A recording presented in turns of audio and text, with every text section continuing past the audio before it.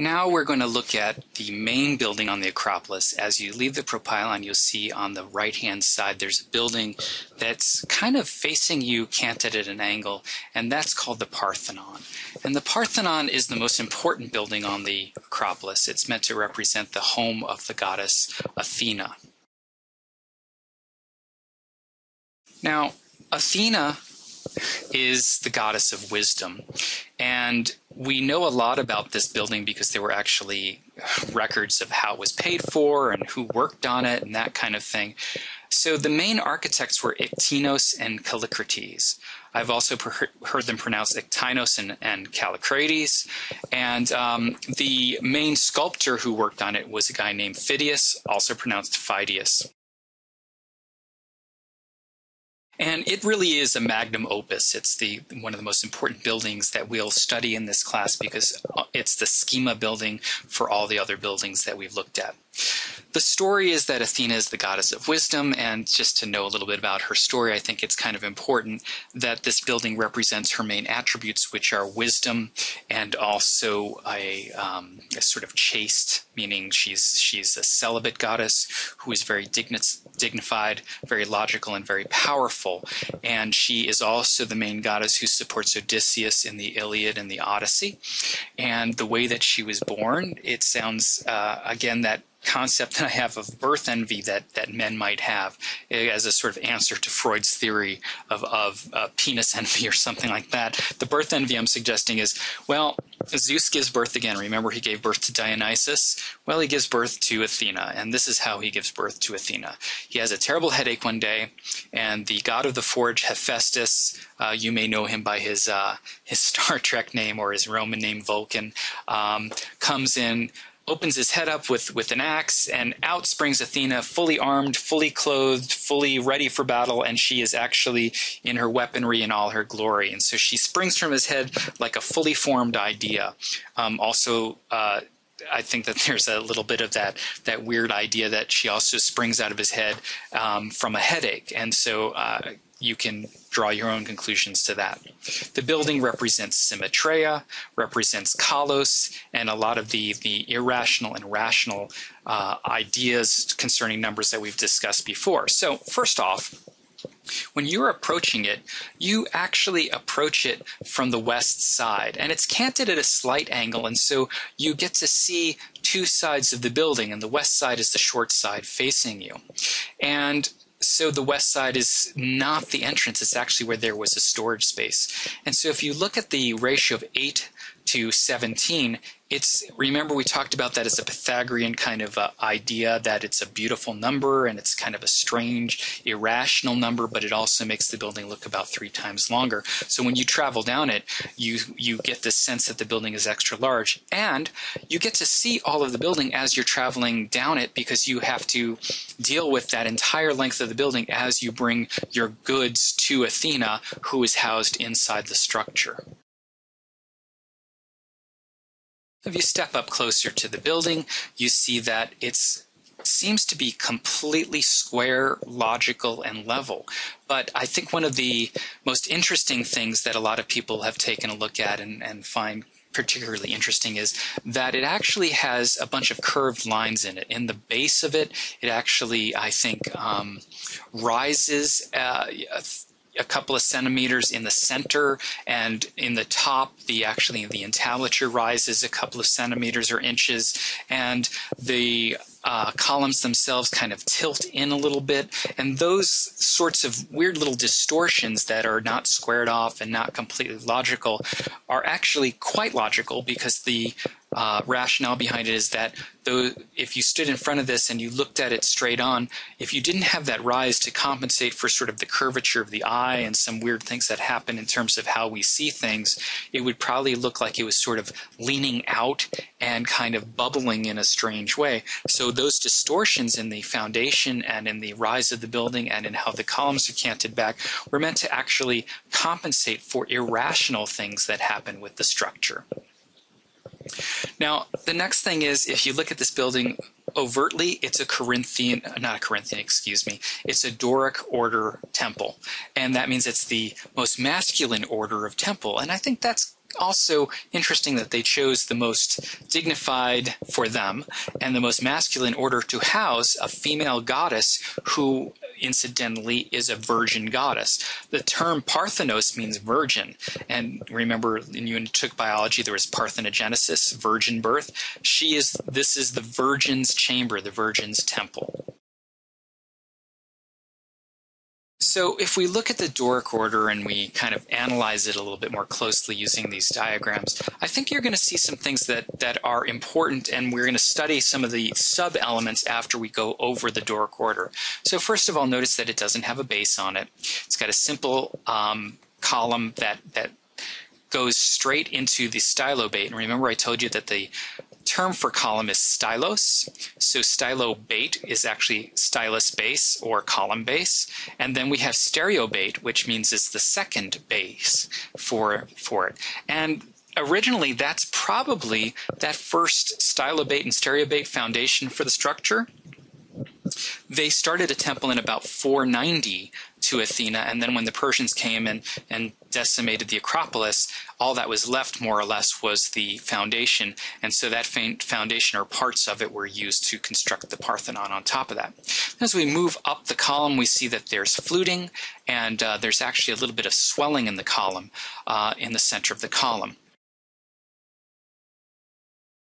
We're looking at a temple from Italy, actually, because some of the best preserved Greek temples are in Italy. And what I want you to notice is there's a slight swelling, sort of 3/4 of the way or 2/3 of the way up the column in a way, and then it drops back into the echinus, which is the capital of the column, and that swelling is called entosis. It's also, I've heard it pronounced entasis. And so entosis is this way of actually making the columns appear straighter, and possibly two theories behind it. Entosis makes it look as if the column is sort of swelling under the pressure of the entablature pushing down on top of it, so it makes it kind of an organic kind of thing. And then the other way of looking at it or explaining it is possibly that when you're standing beneath the column and you're looking straight up at the capitals, the way that it drops back almost suddenly about 2/3 of the way up might actually increase the sense of distance that you feel when you're looking at it and might make it look even more massive. So if we zoom in on the entablature, you'll see that there's also in the frieze of the entablature, you'll see that there's an alternation between what's called triglyphs and metopes. And we're going to look a little closer at those later. The triglyph, tri is 3, meaning 3 marks. The metope was actually the end parts that originally when structures like this were made out of wood, would have been a structure that would have allowed the birds to get in, so they originally made them out of terracotta tiles. And now all of the elements that we see made out of this almost solid stone building emulate or mimic the wood structure, but they're actually in stone. So a lot of the style that's left over, I want you to think of it kind of like, you know how in some cars the hubcaps look like they have spokes, and the spokes on originally when cars were first made in the 20s and 30s were actually functional, but now they're just for decoration. I think a lot of the elements on the entablature of a Greek building are kind of like those. They're leftover. They're vestiges that are just ornaments that have been left over that people like to have and that they included because they are part of the Doric order. The next place we're going to zoom in on is the pediment of the building, which is the top.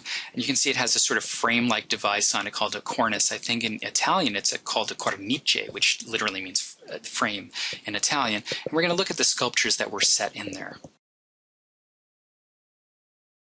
In the pediment of the Parthenon are a series of sculptures, and they're kind of put up there like knickknacks on a shelf. And most of them don't actually exist anymore on the Parthenon. Most of them are in the British Museum. And so we need to talk about how Athena lost her marbles.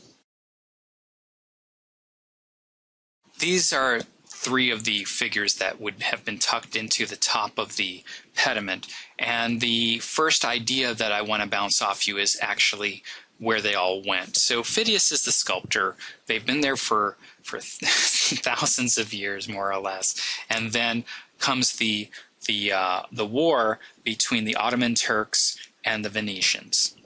And so this happens in around 1680. There's this battle between the Ottomans and the Venetians, and the Ottomans happen to have a munitions dump or some powder kegs and gunpowder inside the center of the Parthenon. And unfortunately what happens is the Venetians score an unlucky, for us, hit, and what happens then is the powder kegs explode and burst the whole Parthenon from the inside out. So what's more or less left after that is the metopes that are surrounding the entire entablature, and also a couple of the pedimental sculptures, but probably a lot of the heads fell off, and I also have the suspicion that some of the heads were stolen much earlier by basically robbers, because if you just climbed up there and grabbed a couple of heads, you could sell them on the antiquities market. Then we get into the 1800s, late 1700s, and there's this guy named Lord Elgin.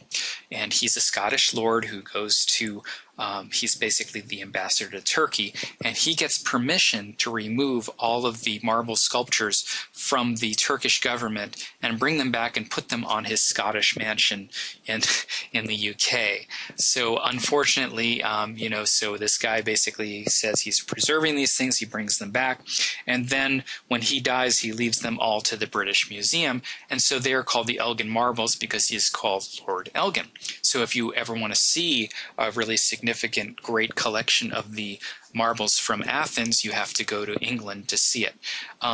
I would suspect that they do want to return some of those back, but that it would set a bad precedent. And there are all kinds of legal battles and about cultural heritage that you might want to check out. Maybe it's a little weaselly that these museums are keeping these other countries' antiquities. It's just something to think about.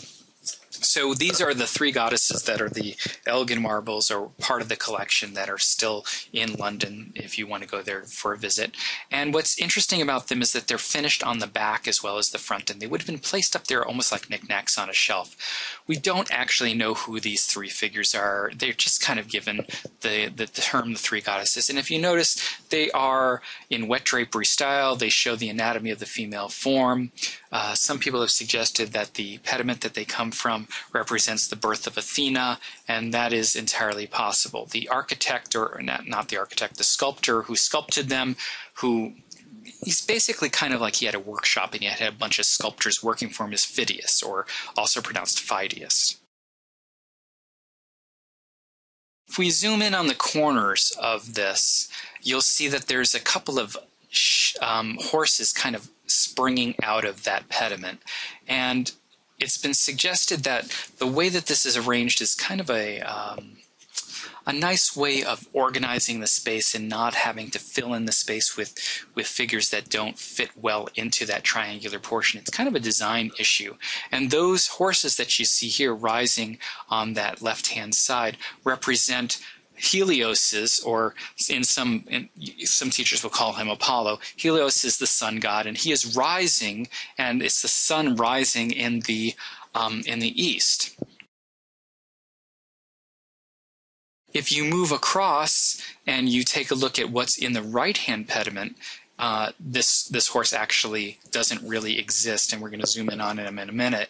But there's a horse that has its head sort of leaning over the right-hand side of the pediment, and this is a reconstruction of the Parthenon as it's going on, a photo of that. This horse that's leaning its head over is possibly either Helios or Apollo's lead horse. And Jennifer Tobin has suggested that it's actually Selene's horse. Selene is the goddess of the moon. So what you have in a way is the sun rising with Helios, and then the moon taking over, and it's Selene's horse, and the moon is setting in the other part of the pediment. Either way you slice it, I think probably a good way of looking at it would be if it was Helios or Apollo's chariot, where they're kind of showing us just the tops of the horses as they ride across the sky and lead Apollo's chariot. And in some ways that would really kind of make sense if it's on the east pediment. Now, remember we had looked at the west pediment. The east pediment is greeting the sun, and Athena is the goddess of wisdom, Apollo is the god of rationality, and the sun rising is sort of a metaphor for enlightenment that is similar to the metaphor for enlightenment that we saw, for instance, in in the allegory of the cave by Plato. So all of those ideas are neat ideas that rationality, enlightenment, intellect are part of what makes the sun shine on the planet, and that the doorway that leads to Athena's cella, her Parthenon, her virgin chamber, is basically greeted in terms of wisdom meeting knowledge or enlightenment. I think these are a couple of pretty good diagrams that show how they're sort of reconstructions of what it possibly might have looked like when all the sculptures were there. I don't know if you can completely trust it, but I think what's also kind of cool is you can see the acrotiri, which are these sculptures that are on the corners. And the other thing that you can see is that it is polychromed or painted and has the battles of the lapis and the centaurs. And what has been suggested, I listened to a series of lectures again by this I think a really brilliant professor, Jennifer Tobin, really great lecturer, and you can get her lecture series on it's the Learning Company has a series of her lectures.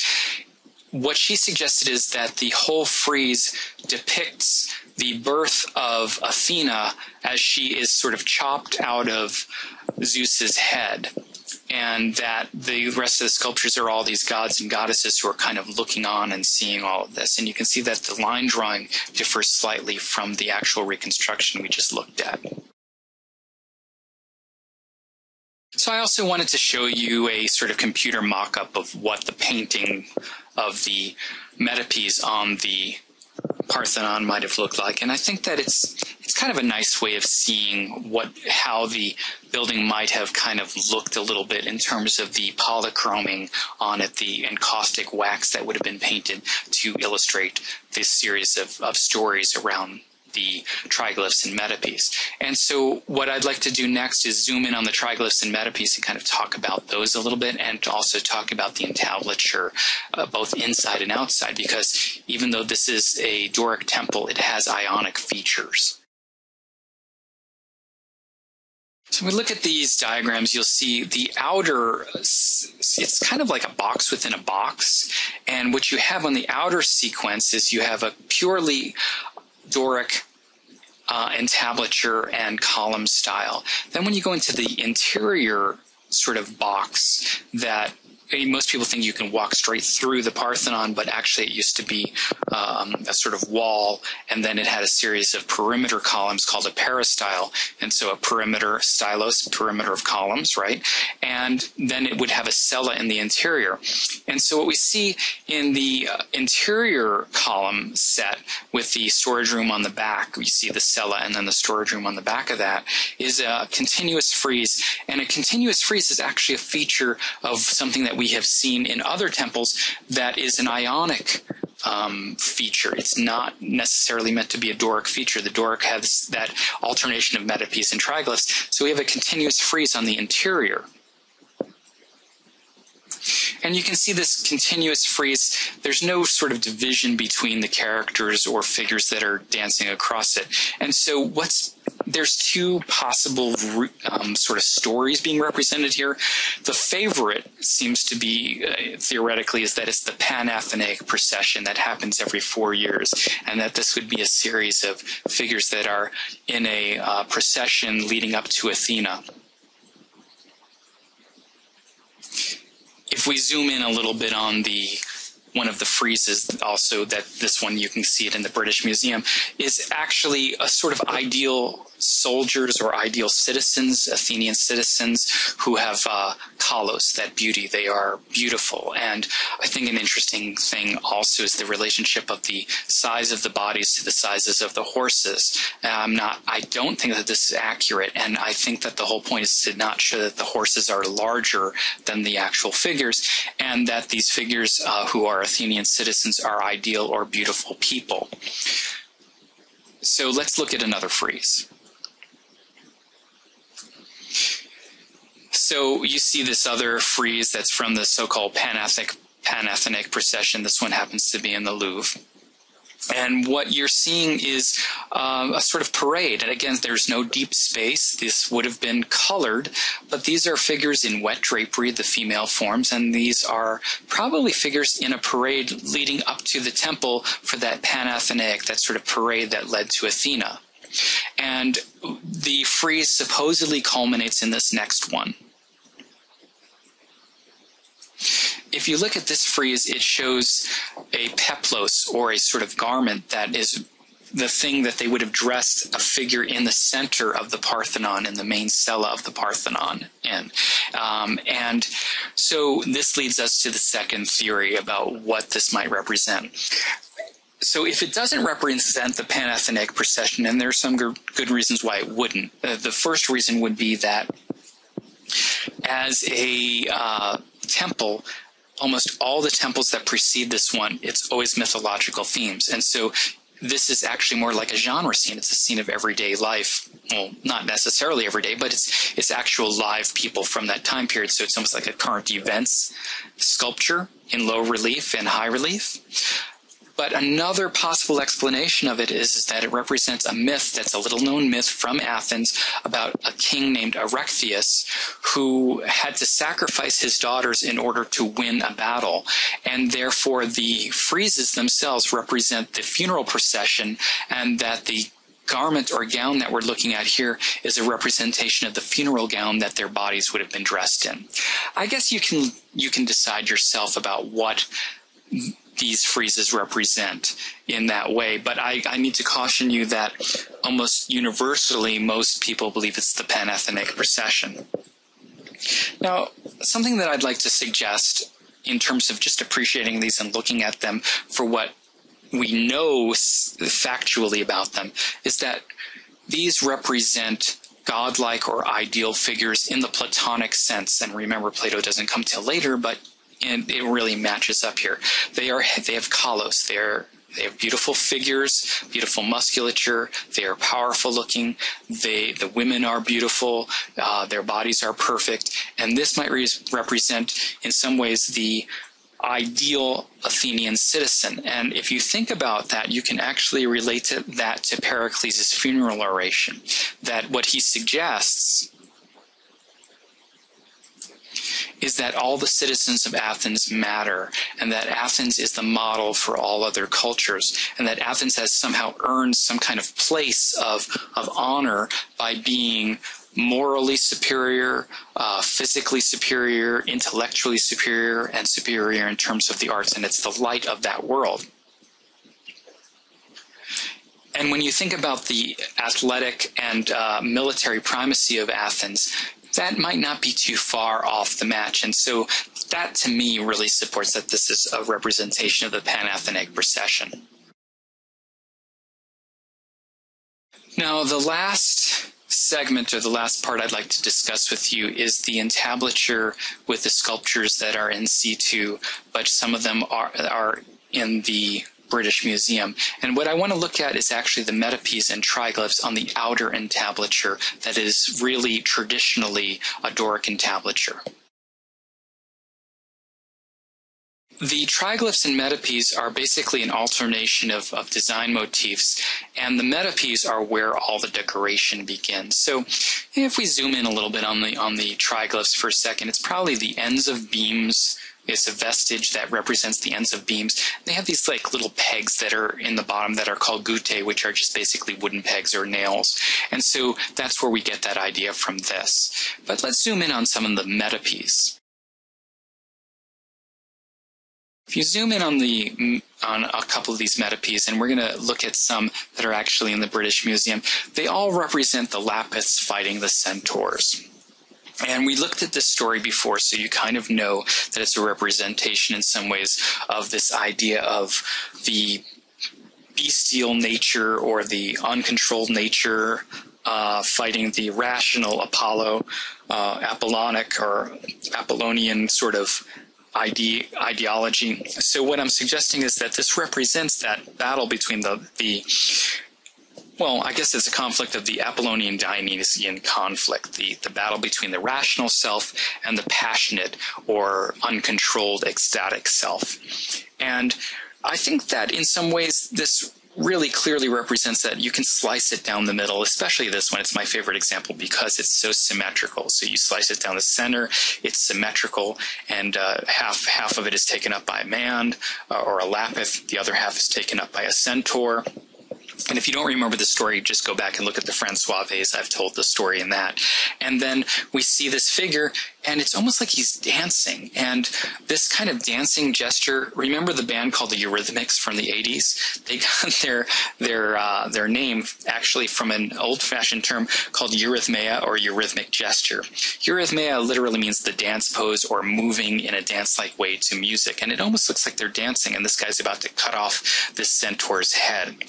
And now, the other thing that I want to suggest is that the bodies are extremely beautiful, and this represents kalos and the power and beauty of the human body, and so do the centaurs. But another interesting kind of element is that the centaur's body is actually the size of a pony.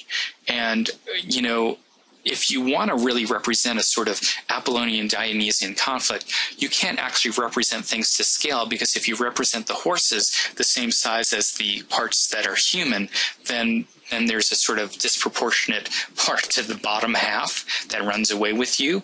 And so remember, we're talking about how the centaurs got drunk and their bottom half ran away with them and they tried to rape people. And I think that's evidenced here in this. So we've got beautiful lapith human figures that represent the rational human side, and then the centaurs who are being sort of defeated by the lapiths, by rationality.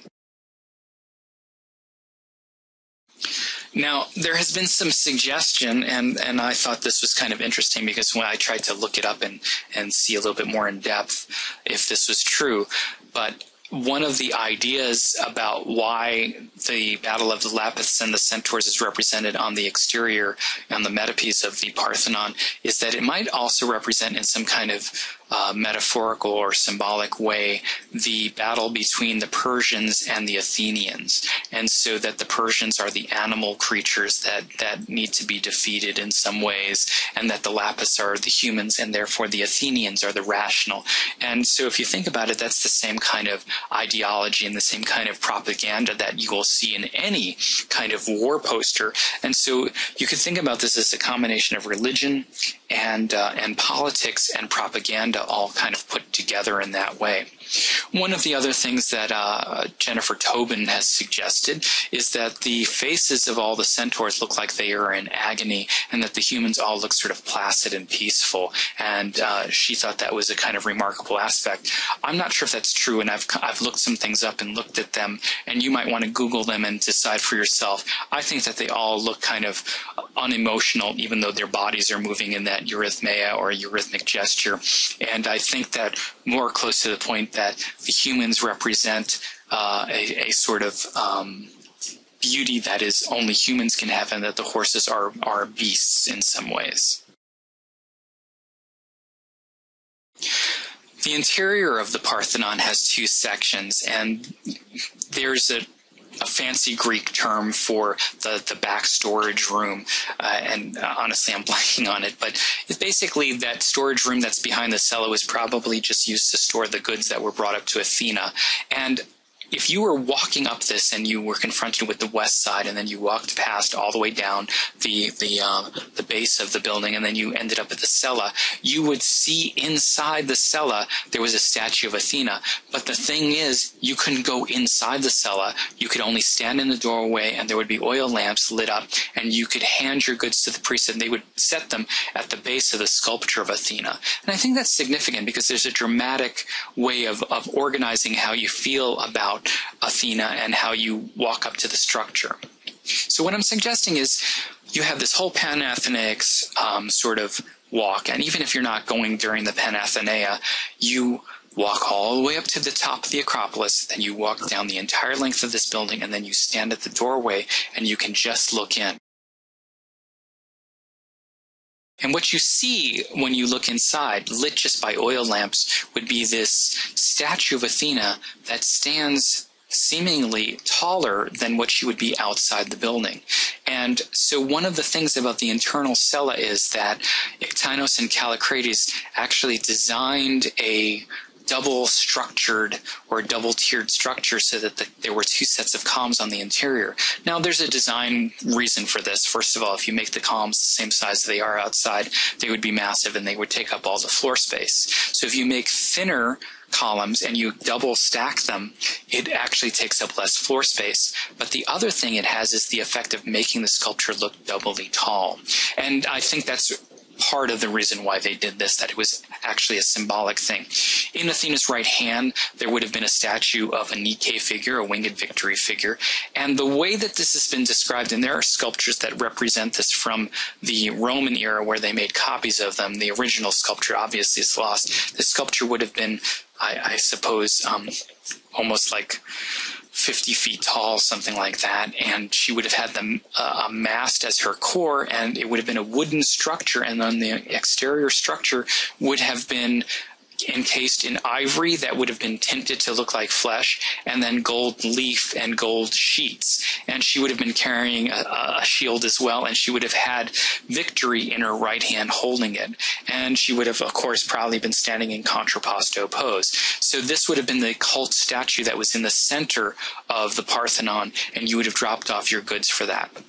One of the stories that I've heard in Dr. Rufus Fear's lectures that I've listened to recently, he talked about Phidias, who was the sculptor for the Acropolis and was a good friend of Pericles, who was the guy who got the money together and was the patron of the arts for the Acropolis, that Phidias had actually put a sort of irreverent sculpture on the shield of Athena, and that he was brought up on charges of impiety. And I think that the sculpture actually represented Pericles or represented Phidias as an artist on it. I'm not sure which one. You need to look that up. And that he was actually thrown in jail for it. And there was complications in the law case, sort of like with Socrates, and eventually he actually died in prison. And so an interesting element is that, we have this sculptor, Phidias, who's working with the architects Ictinos and Callicrates, and they are working on this wonderful building, and they've got the protection of Pericles, and Pericles isn't able to actually protect his own sculptures, and they were actually brought up on charges of misappropriating funds and that kind of thing. And so I guess the same kind of contention that exists today when we have these kinds of things exists now. And so we'll leave it with that, and we will talk more about the Erechtheion in the next lecture.